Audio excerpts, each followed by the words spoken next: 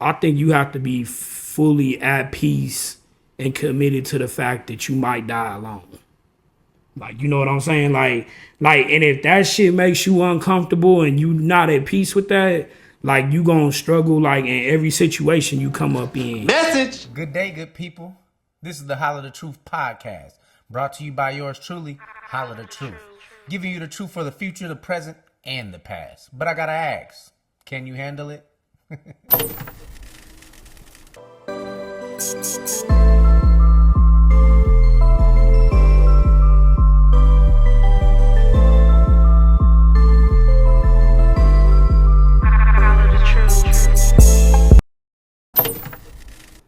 What the fuck is up? Back at it again with my dog, my best man, you feel me? 20 years and running. What's happening? My nigga Dom. What you going by? Dom, Dominic? Shit, whatever y'all want to call me. We could keep it at Dom, you know, that's what my loved ones call me, so yeah. So like I said, man, it's my dog, 20 years. If I'm ever convinced to get married, it's my best man right here. I know women hate that word, convinced. I mean, that's essentially what it is if you look it up. But that's a story for another day. But from freshman year of high school, my nigga dipped off after sophomore year. He been gone, and it just never stopped. You know, we've been rocking since then. Not A1 since day one, but A1 since the day of one. You feel me? Damn near 20 years, man. Yeah. Damn near 20 years. I mean, it's the 20-year mark. We just ain't the months into it, but we've been locked in. And you would never know that we've probably only seen each other maybe 10 times since sophomore year of high school. I give it a good 15, but maybe. You feel me? And... you know, we just been rocking. It's my main man. It's the nigga that knows the most about me. Pretty sure I probably know a lot about him that a lot of people don't know. Give them some background on yourself. My name is Dominic, Dom, whatever floats your boat. But I'm originally from Denver, Colorado.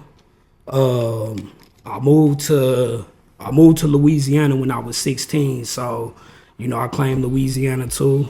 I pretty much, became a man in Louisiana is what I tell everybody. Right now I live in Little Rock, Arkansas, and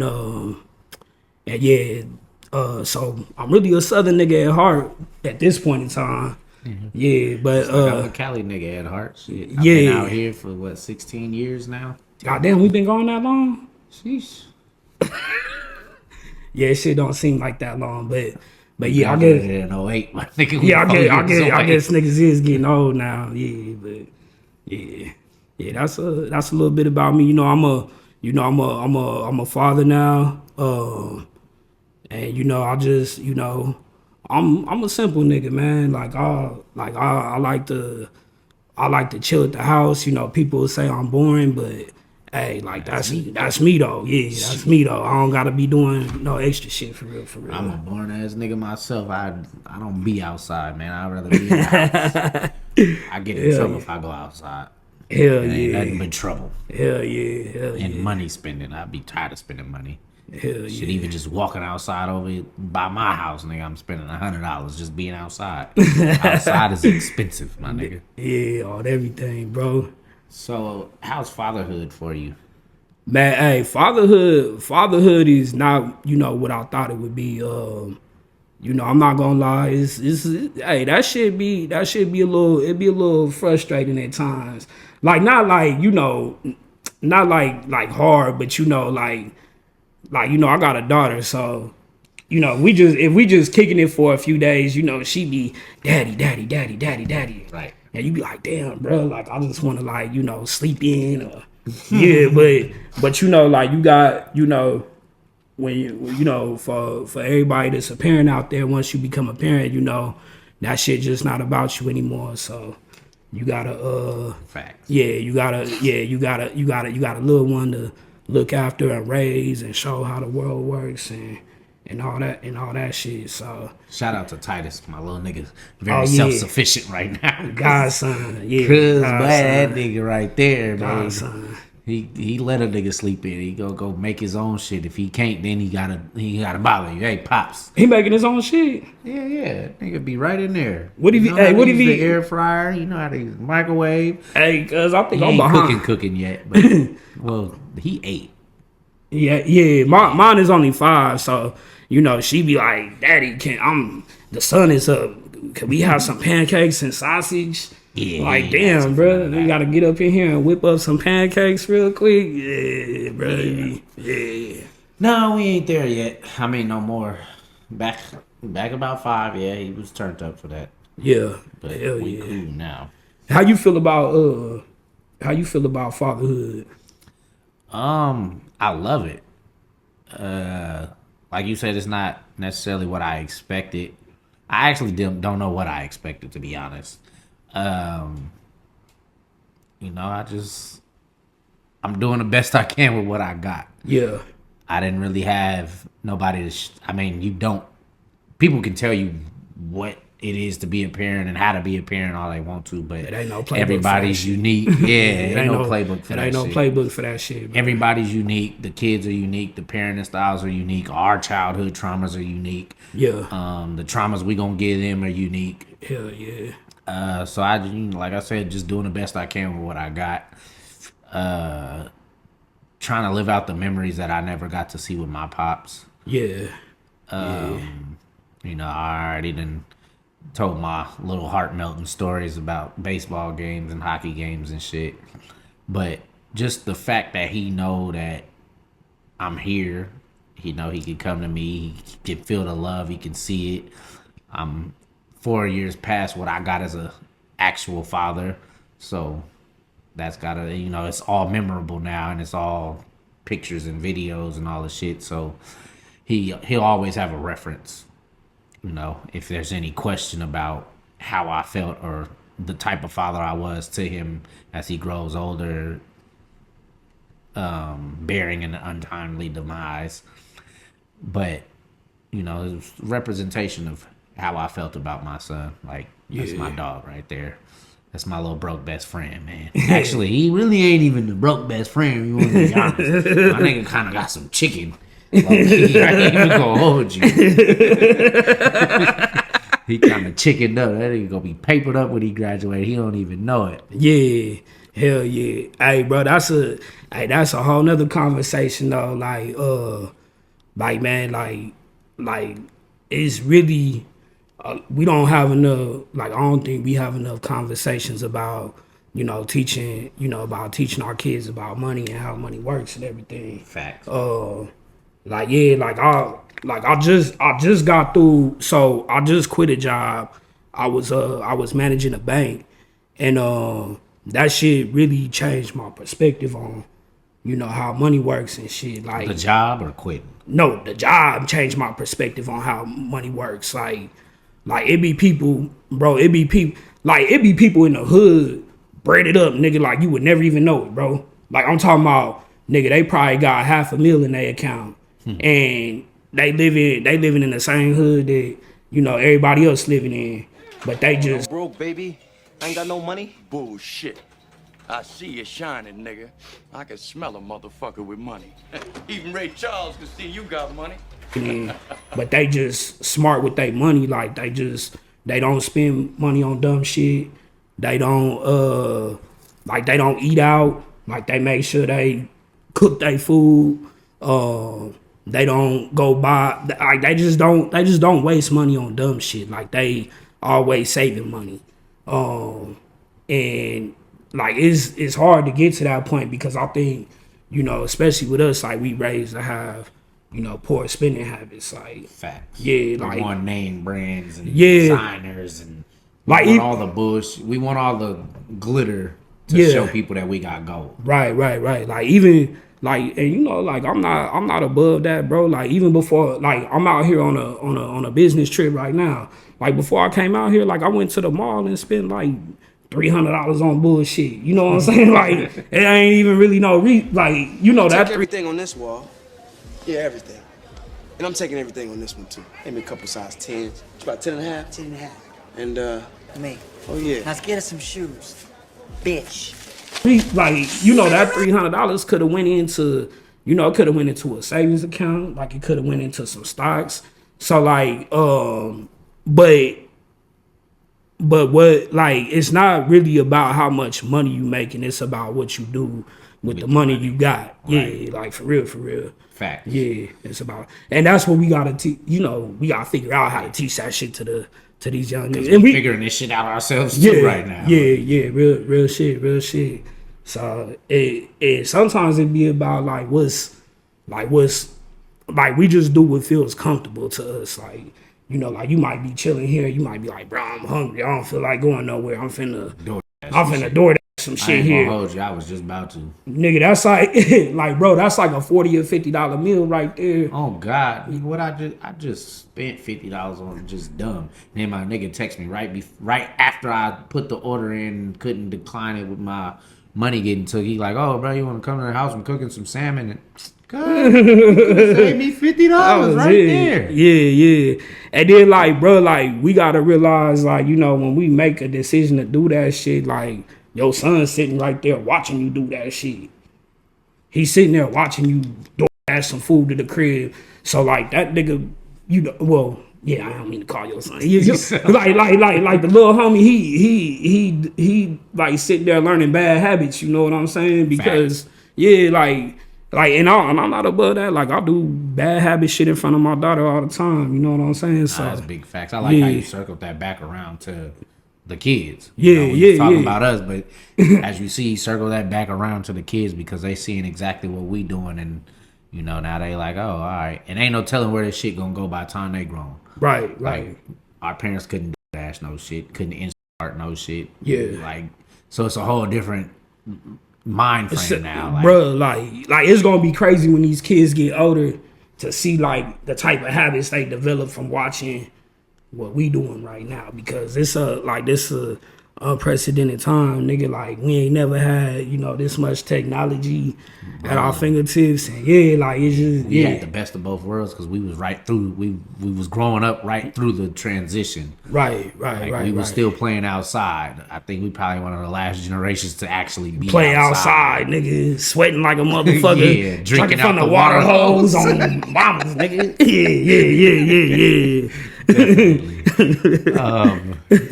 That shit hella funny to think about. So thinking about parenting and shit, you grew up in a 2-parent household. Unlike a lot of people. A black 2-parent household at that.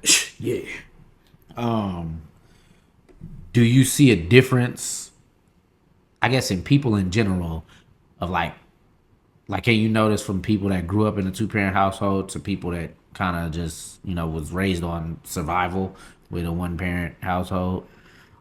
Shit. Not like it's a negative thing. No. There's no negative behind it. So like I'll say this, like a 2-parent household doesn't necessarily mean that you was raised off of love. Like, there's a lot of 2-parent households where you still raised off of survival. Facts. Like, you know, I talk to like there's, you don't come across people too many times that grew up in a 2-parent household, but the people that I do come across, like, one thing that they all have in common is that, something common that I see is, like, you know, like, your dad's still not around. Right. Like, he out working, bro. Like my pops, like, he had 2 jobs, you know what I'm saying? So it wasn't like, it wasn't like he was like people have this perception of a 2-parent household, like, you know, like your mom stay home and then like your dad come home from work and then y'all like one big happy motherfucking family sitting at the dinner table eating dinner together. Like, it don't, like from my perspective, it wasn't really like that.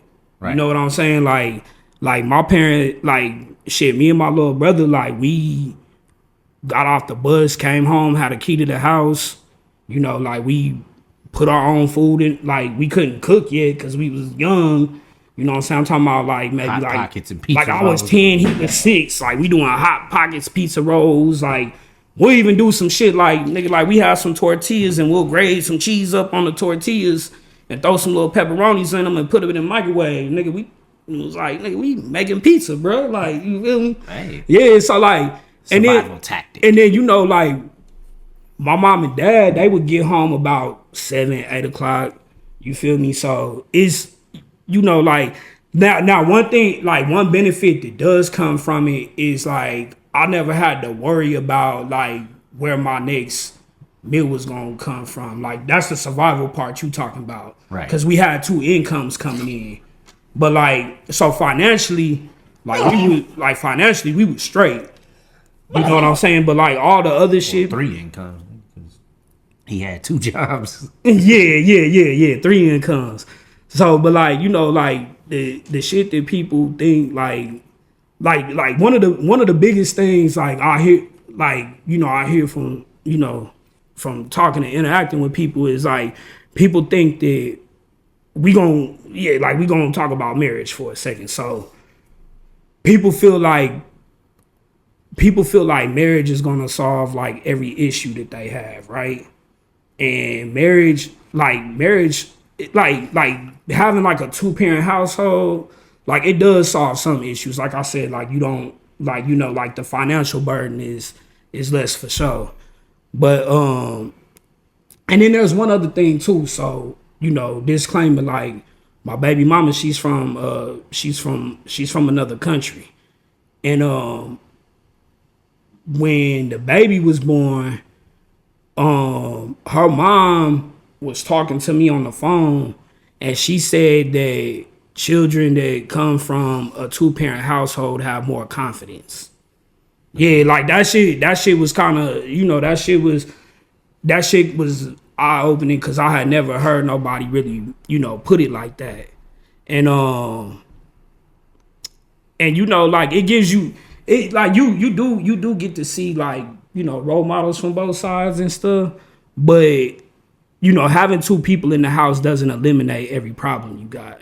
You have, you know what I'm saying? It doesn't, like, and when we talking about, like, marriage, like, whatever problems you have as an individual before you enter that marriage, like, them problems is gonna be there afterwards, and you probably gonna pass that shit along to your kids. You know what I'm saying? So would you say that's the biggest misconception about marriage? Yeah, I feel like that's a huge misconception about marriage.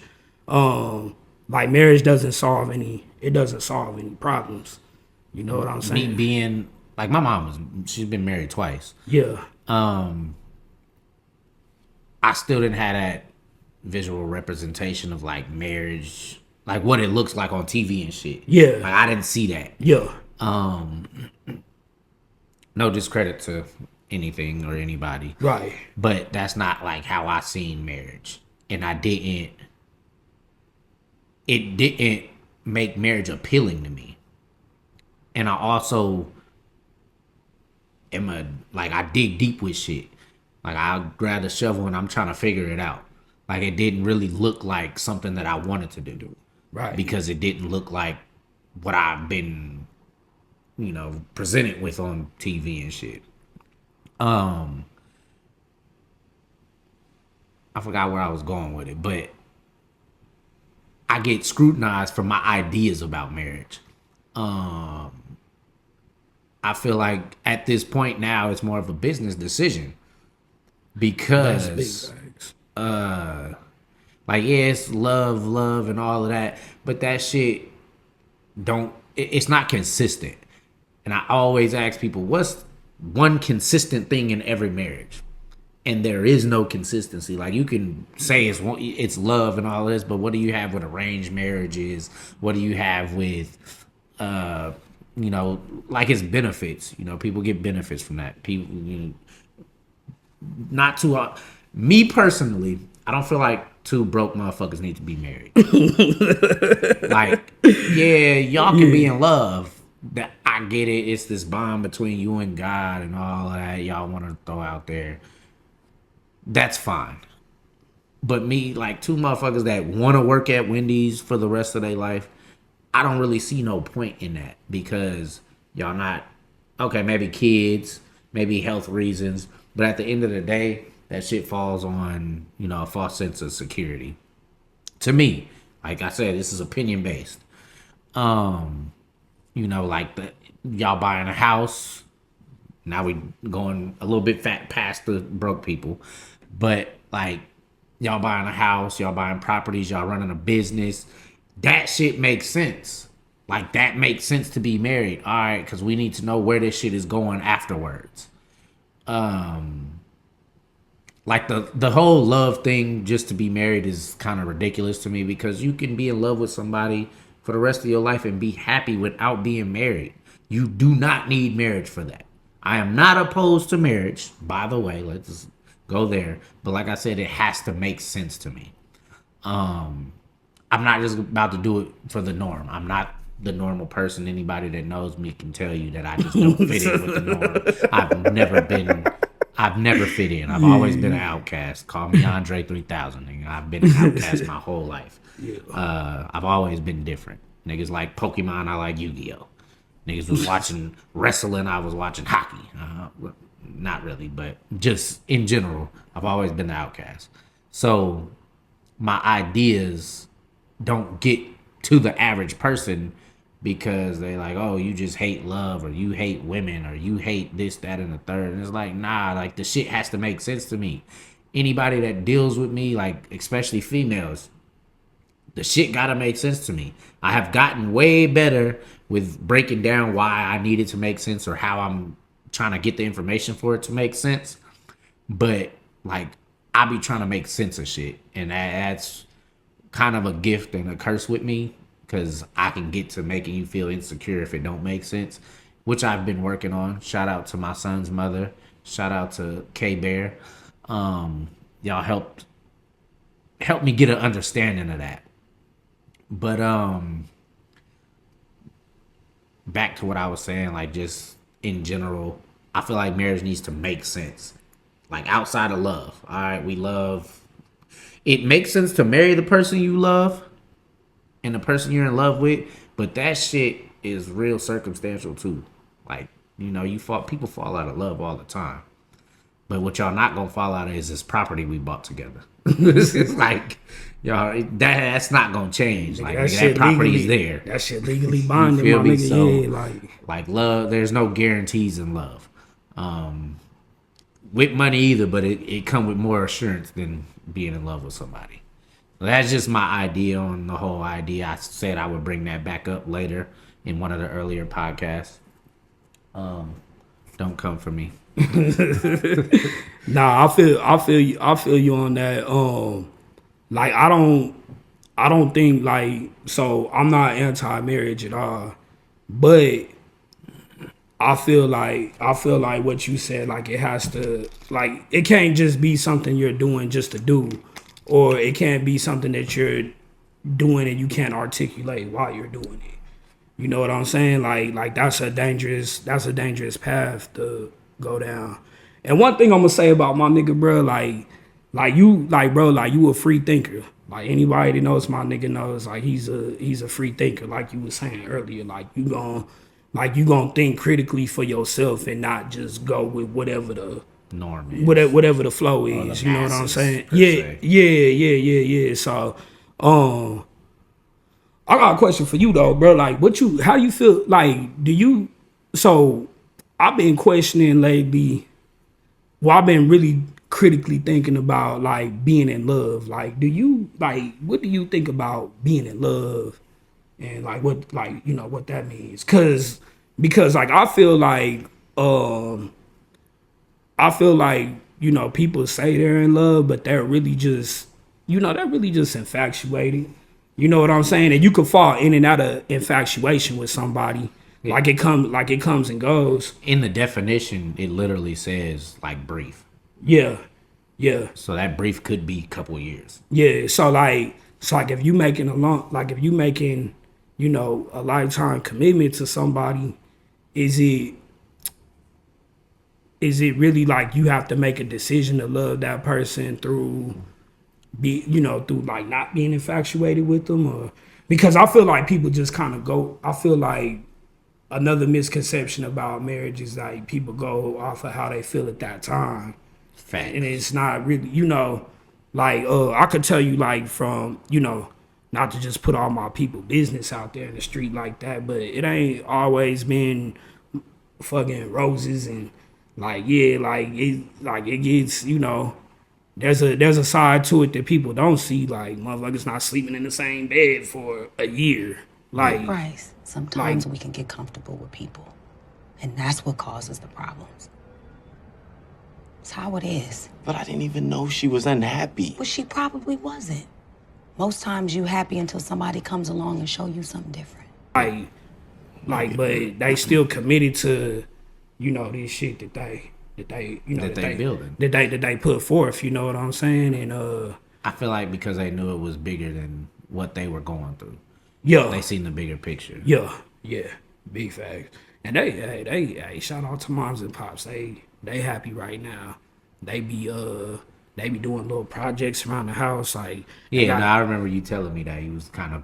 I seen you proud of that. Yeah, like they got a little garden out back and shit. Yeah. You know what I'm saying? So yeah, like they be remodeling shit. Like they be on a different type of time for real. But So my idea of love, I do feel like it's conditional.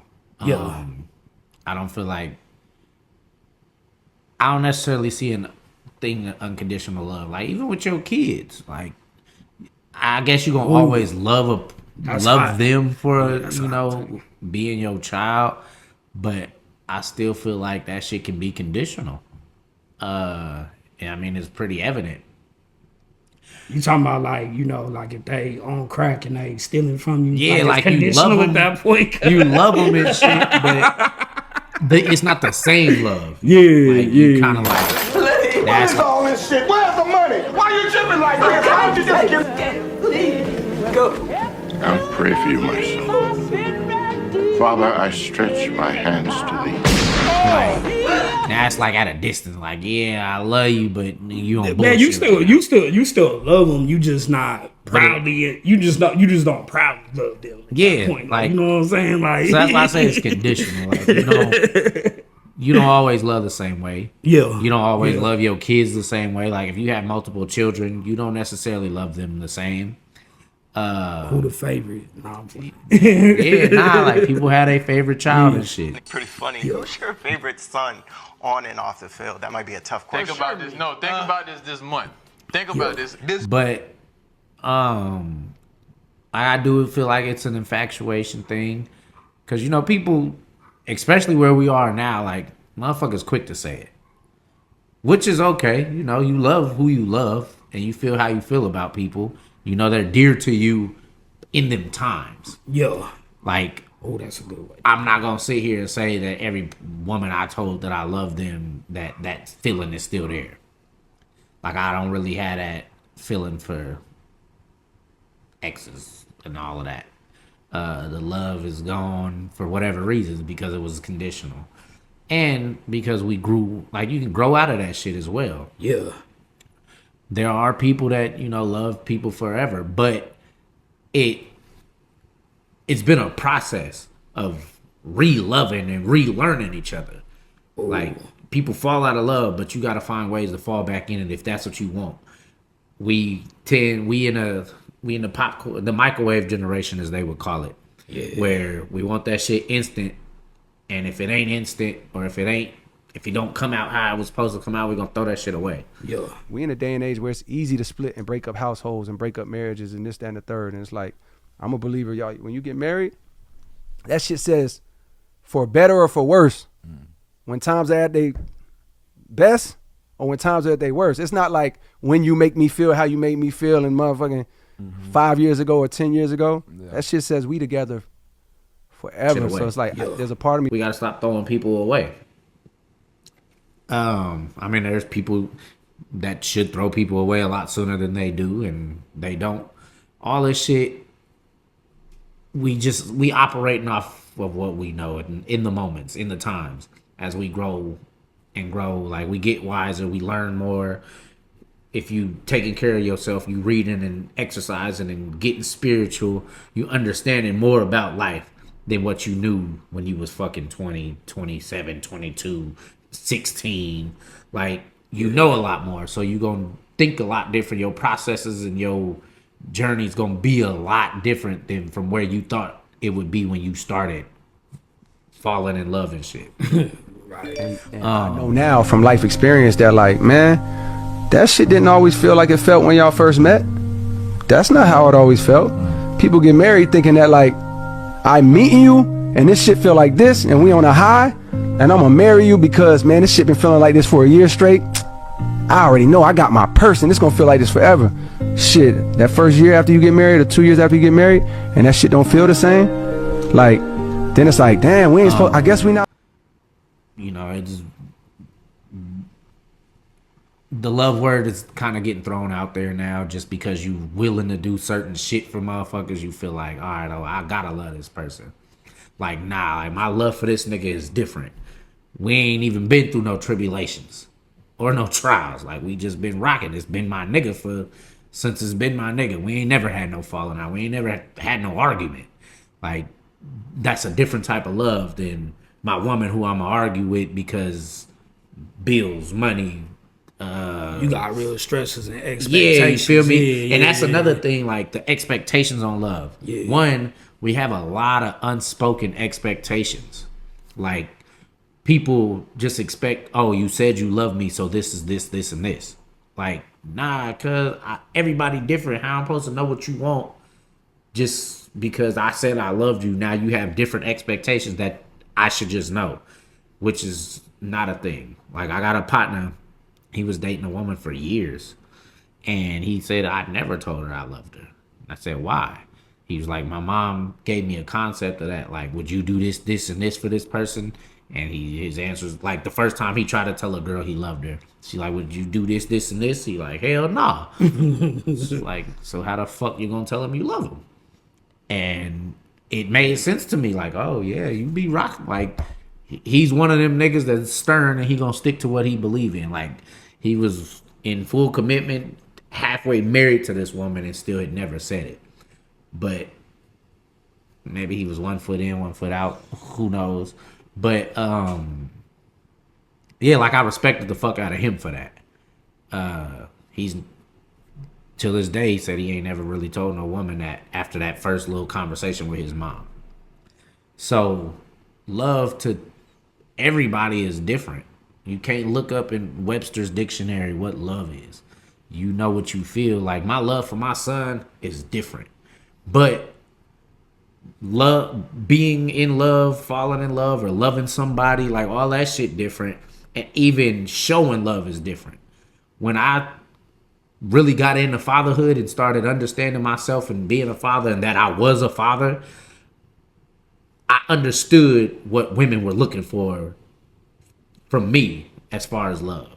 Like, I'm affectionate with my son. I tell him I love him. I'm giving him words of affirmation. I'm gift giving. I'm practicing all the love languages with my son in a different light, of course.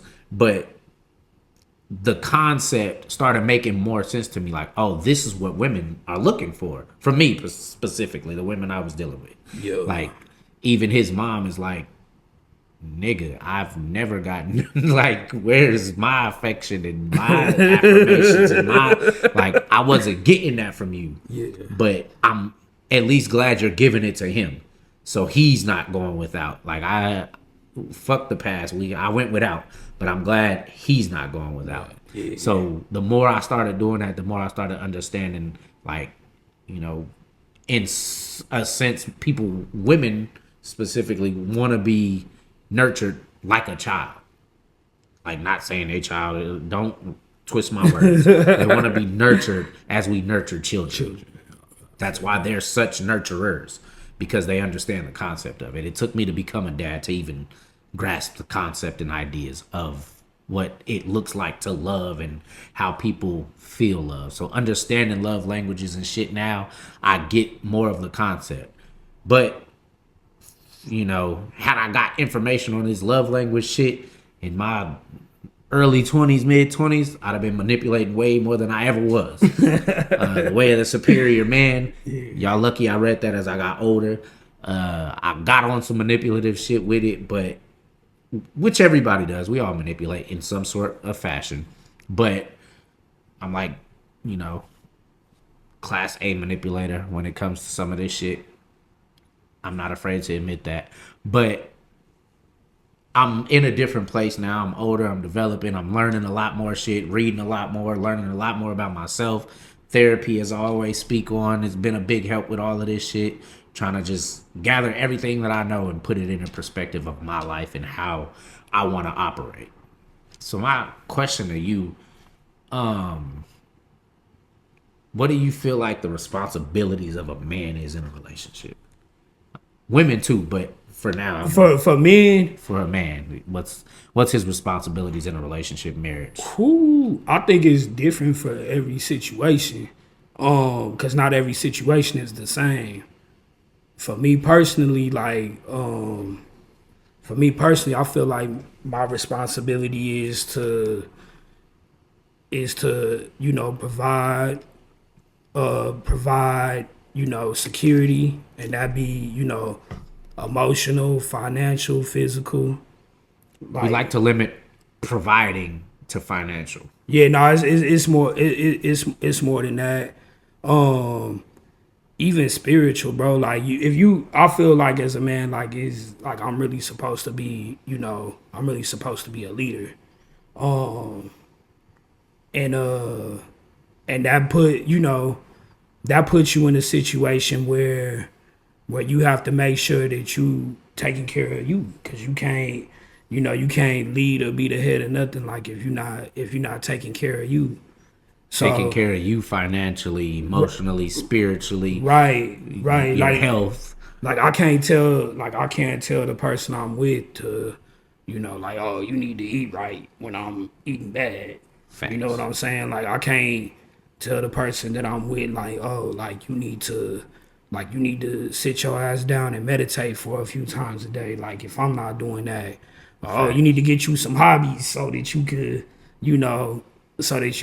have your focus on, multiple things when I'm not, doing that. So you really I feel like a man really has to be like a tone setter. Yeah. Women could be tone setters too, though. In a different realm. Yeah. Of course. Yeah. Women could be tone setters too, and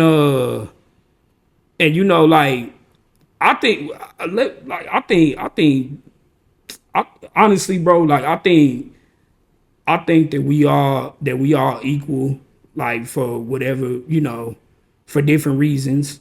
You have to be able to.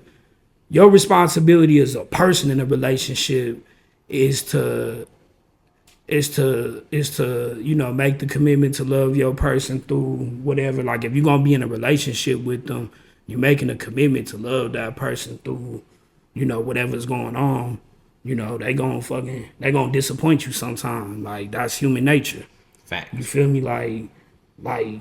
It's human nature for us to we human, we gonna disappoint each other, and we be ready to run at the first. Yeah, the first time you get disappointed is now what people could get better at is the accountability part after the disappointment. You know what I'm saying? I don't think the majority of people do a good job of having them conversations after revisiting the idea. having healthy conversations after that disappointment happens. You know what I'm saying? So for example, what motherfuckers will do sometimes is, you'll get disappointed and then you'll just shut down and be frustrated and mad at this motherfucker, but you're not having no honest conversation about whatever transpired or whatever. So yeah, it's on you to have them conversations. It's on you to, love your person throughout, whatever it is y'all going through. Yeah, I literally just had this conversation with my little sis. She was mad at her man. She seen some baby pictures of his ex-girlfriend in his phone type shit, and she just kind of showed him she was mad, but never really explained to him what it was, why she felt how she felt, or why she even was mad. And I was like, well, you need to do that first. You want him to make up for some shit that he can't make up for because you ain't even told him why you're mad. Like, you just ran off with this idea that you're mad. You really don't even know why you're mad, because it's not like it was like nudes or like pictures of them or something like that. Would kind of make a little bit more sense. Like, why do you have these? But her baby pictures, it was like, cuz what are you salty about him having the baby pictures? Maybe he fucking forgot they was in there. Like, you know how many times you don't, how many pictures how many pictures do you have in your phone that you don't remember are in there? Nigga, I don't go through my phone deleting shit on a regular. Yeah, you feel me? Like it's some shit in there, like it's just in there. Yeah, like with my traumatic past, yeah, I gotta get rid of all that shit so I don't come across it. Do you think that's a difference between men and women? Like, do you think like the thought process of that? Hold on, let's move off of this men and women shit. Do you think that's like the problem with just some people, period? Because I'm pretty sure it's niggas that do it too. But like, there's some people that's gonna, like if they go through a breakup or something or shit ain't right, like they gonna go through and delete everything related to the motherfucker. And then there's people like, like they really don't give a fuck, like they moving on, I feel in real life and they not moving on through the phone, you know what I'm saying? But it isn't like they going back and revisiting the shit. I feel like that's a level of emotional intelligence. The more emotionally intelligent you are, the less likely you are to do that shit, because that's obviously operating on an emotion. You're acting on the emotion in the moment. Your feelings are hurt or whatever in the fuck. Like, I hate bringing it up, but it always corresponds with what's going on with what I'm talking about. Like, with my past shit, all that shit had to go.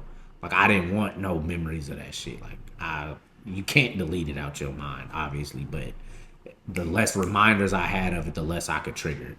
And I still get triggered. I could see a fucking car on the freeway and be like, cuz, like, I'm still triggered and traumatized from it. Don't know why. Still, me and the therapist still ain't really all the way figured it out. I guess it's more on me to figure it out anyways. But, yeah, I feel like that's just a level of emotional intelligence. I could feel that. Do you feel like at this age it's harder to want to be committed or find ways to commit? Nigga, hell yeah. Hell yeah. Like, when you younger, like, that idea is way more attractive. But, like, as you get older and you see, like, the work that it actually takes. And that's the thing, like I don't think people realize the amount of work that it takes to be with a motherfucker for the rest of your life. Like, that's a lot of work. That's a lot of work. And it's not fun work. Like, it's not, like, it's gonna be very uncomfortable. You're gonna have to compromise. So yeah, like, and then the other part to it is like, like, well, for like a lot of people, like, I think people get to the point where they where like they may be ready to like make that sacrifice and make that commitment, and the motherfucker that they ready to make that sacrifice and commitment with ain't in that same place. So like, it's like getting knocked out in boxing. Like, you go down on the canvas, like, the more you go down, like, it's harder to get back up, like, for that shit. You know what I'm saying? Facts. But like, I heard some shit one time, man. Like, I believe that you have to be, I think you have to be fully at peace and committed to the fact that you might die alone. Like, you know what I'm saying? Like, and if that shit makes you uncomfortable and you not at peace with that, like, you gonna struggle, like, in every situation you come up in, because you gonna accept shit that you shouldn't accept. You know what I'm saying? And there's a difference between accepting shit that you shouldn't accept and working through shit. You know what I'm saying? But like, there's a difference between the two. Like maybe maybe you have to do better at, talking through whatever situation and laying down them boundaries. Like, this okay, this what I'm okay with, this what I'm not okay with, which takes emotional intelligence, like you was just talking about. And if that person can't deliver on that, then you have to be ready to move on. You know what I'm saying? Like, you can't just sit there and keep taking that shit. Facts. You feel me? Like, you gotta be prepared to move on. And if you're not at peace with the fact that you might die alone without your person or whatever, like, then it makes it hard for you to move on. You know, From after shit that you need to move on. Yeah. But you should still put the effort into, you know, to communicate and let that person know, like, you know, like, I'm okay with this shit, I'm not okay with that shit. And it don't even gotta be on no aggressive shit, like, oh, like, when you did this, like, you know, this how it made me feel. You know what I'm saying? And they may tell you, like, hey, like, I understand you feel that way, but this is, you know, what was going through my mind when it happened. I'll try to, you know, you gotta work together. You gotta have healthy and real conversations. That's the other problem. Like, motherfuckers motherfuckers not having real conversations. Like, that's the other issue. But yeah, I think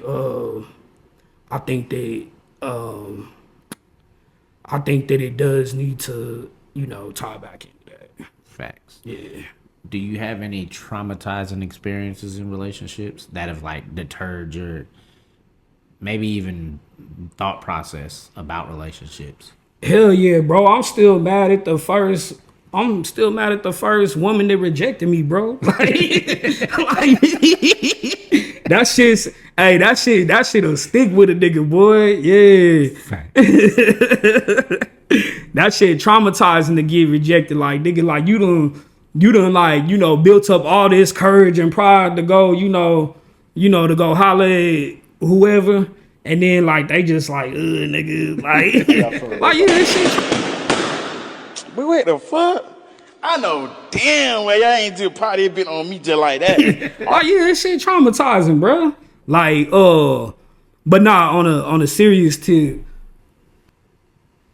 I don't know if traumatizing is the right word, but I'll say that one thing that I had to learn was, like, I kept trying to figure out, like, you know, like, I kept having the same shit happen to me in relationships. Like, you know, like I be giving, and I'm not getting the same shit in return. You know what I'm saying? So You've been expecting you out of other people.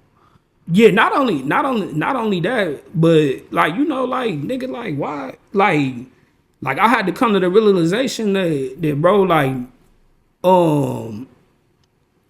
I had to think about, like, why I was putting so much effort into that shit.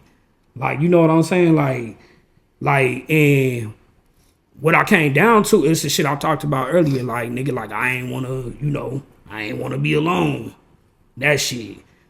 So, you know, once I like thought about that in depth and accepted the fact that, like, you know, like, hey, like, if you don't find your motherfucker, like, it's okay. Like, shit started getting better for me, and I stopped putting so much, like, not saying like I don't do shit for people, like, I do shit for people because, like, you know, you be wanting to see, yeah, like, you know, you be wanting to see, you know, you be wanting to make a motherfucker, you know, smile, be happy, all that shit, but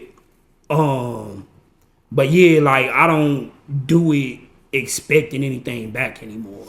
And that's probably like the biggest obstacle I had to overcome with, you know, trauma or whatever. That's what's up. Yeah. So would you marry you? Right now? Well, actually, you got a daughter. Would you want your daughter to marry a nigga like you? Not right now. Yeah, not right now. Because I still feel like I have some more accepting to do with me. You know what I'm saying? So, like, the most dangerous shit is dealing with a motherfucker that don't have no purpose. And I got a little bit of purpose, but, like, I don't feel like I'm fully living in my purpose. You know what I'm saying? Fact. So, but you got the drive to get there. Yeah. Like, I'm not always been, like, even as a peer, you've always been a nigga I looked up to. Like, for sure. That moves how he needs to move, how he want to move. Not to cut you off or nothing. No, you good.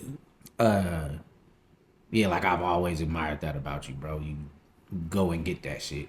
You move more like a man that's why my first question is about like 2-parent households and shit. Yeah. Like you move like a man, you're a leader, you gonna come up with a plan in your relationship to, all right, this is what we want to do, then let's do this. Like, one of the biggest things that you had brought to my attention was like how in one of your relationships she was like, oh, I want to have a baby. So you came up with a plan on some like, all right, well, if you want to have a baby, we need a bigger spot, so we gonna put money in here to figure this out. We got a goal set, so this money gonna help us move to that next goal to get to the goal that you looking for. Right. And so you just play on, like, you drew a plan. A lot of niggas, like I said, it's the, not like I said, but like people say, it's the blind leading the blind. Niggas don't have no plans. Niggas don't have no goals. Like, she might have goals of her own nature. You got your own personal goals or whatever.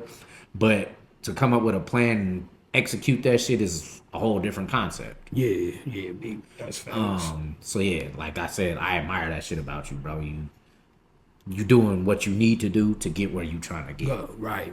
So I fuck with that. Tough. Nah, I appreciate that shit, my nigga. I appreciate that shit. Yeah, like I would just like I feel you on that, but I feel like, and that's not to like downplay myself or anything, because I don't want it to come off like that. I just feel like I could be, more dedicated to what I'm working towards and execute. I'm not saying like be perfect, but like just execute like a little bit better on what I'm trying to do. And I would want my daughter to be with somebody that's not, I would want my daughter to be with somebody who's able to execute. I will, like that's what I would want for her. So, I mean, like, I don't think I'm a terrible nigga, like, don't get me wrong. But yeah, like I want her to be with somebody who gonna be able to execute, because that's what I'm striving towards. You know what I'm saying? Maybe if she with somebody who has that goal to strive towards that, I'll be good with it to, kind of answer your question in a roundabout way. But yeah, like I got an expectation of myself, and yeah, like that's what I'm working towards. So, yeah. Sure. So in the next 5 years, who you gonna be? Who, nigga? What? I'm gonna be, hey, bro. In the next 5 years, I'm gonna be that nigga that have the cookouts at his crib. I'm gonna have the sandals and all that shit, boy. Uncle sandals. Yeah, nigga. Be, hey. I'm finna have the space to everybody comes to and turns up and has a good time, bro. Like that's really what it's about to me. Like, you know what I'm saying? Like it's about providing a place for like your family and your loved ones to, come to and let loose and have a good time, man. Like that's like I think back to, like when I was growing up in Denver, like, like my mom and dad always had the shit at their house. You know what I'm saying? Like it was some other people's houses we went to, but like nigga, like we had that shit at our house, bro. Family gatherings. Yeah, so like that's what like that, like I want to be able to provide that space for people, bro. And like I always said, like if I was a rich nigga, bro, like I'll be, like bro, I'm buying everybody, cruise ship tickets every year. Like we gonna go on a cruise, like 20 of us, nigga. Like I want to be able to fund that shit. You know what I'm saying? So, and I always felt like that was my role in the group. So even when that nigga broke and we doing something as a group, nigga, I got it. Yeah, big, yeah. That's always been who I felt like I was to the group. Yeah. Yeah. Not even on no perpetrating shit. My friends know where I'm at. They just know that I feel like I'm supposed to be the nigga that led the way for us. Yeah. Well, that paved the way. Yeah. I guess it's the same shit. But like I felt like I should have had us all rich by now. We all still working towards it, but it just in different ways. You know what I'm saying? I always felt like that was my role in the group, to just get us to that next step, to where we wouldn't, at least financially, that wasn't a problem. Like nigga, when we was younger, like we was trying to figure out how to like overlap everybody's shit to work towards that. I feel like now it's more so like we trying to figure it out. Yeah, Well, like, you know, we trying to figure it out ourselves, and yeah, like, but like, you know, this the real question, like, at what point are you good with not being rich and just being able to provide that space? I've been having that conversation with myself a lot more lately. Yeah. Because me, like Cole said, it's not about money, it's more about time. Yeah. Like, I feel like with that money, I can just buy the time I need. Like, I don't mind going to work. That's not the problem. The problem is it takes away from the time that I could be doing shit that I really, really want to do. Not even on no bullshit and not sitting at home playing Madden, like, you know, going to games, fucking with my son, taking him to see new shit out of the country and all this. We got to put in PTO. We got to call in sick. We got to do all this other extra shit to get that time, bro. And yeah, like, that's just what I really want money for, to buy time. Like, I'm cool with, nigga, I could live in an apartment for the rest of my life. The financial responsibilities is different in a house. Like, you feel me? So I'm cool with being a minimalist for real. Like, I don't need much, especially money. Like, most of the time it'd be like, shit, as long as my bills paid, nigga, I'm good. I don't really need to be out. I'm not a bottle popping ass nigga. I'm not a flexing ass nigga. Like, I get my own little shit when I get it. But I don't stun on niggas. Like, if anything, I'm gonna try to help a nigga up until niggas get to acting weird. Then, yeah, now I'm gonna stun on your stupid ass. Yeah, you better than me, because I'm a stun on a nigga. No, I'm playing. But, like, yeah, like, I don't be trying to, you know, do too much. I don't need much for myself. Like, especially when it comes to money. Like, I don't really be tripping off that shit. I get that shit away faster than I spend it, for real.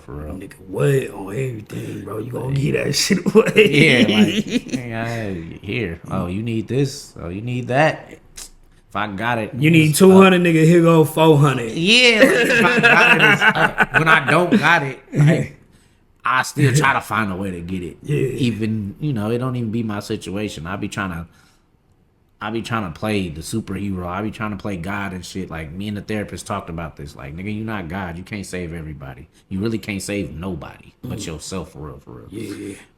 It's all other motherfuckers. Yeah, and I had a bad habit of, I got a savior's complex. So I got a bad habit of always trying to save some shit. Save somebody. Yeah. But, you know, my nigga, I appreciate you. Give you your flowers for pulling up on the kid.